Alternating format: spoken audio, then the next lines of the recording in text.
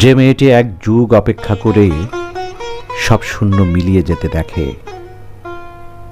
তোমার ফেরার কথা শুনলেই যার মুখে হাসির ঝিলিক এসে সব হতাশা দুম করে ভুলে যায়, সে এখন সারা দিনের কাজ সেরে ব্যাকুল চোখে জানালায় হেমন্তের প্রতিরোধে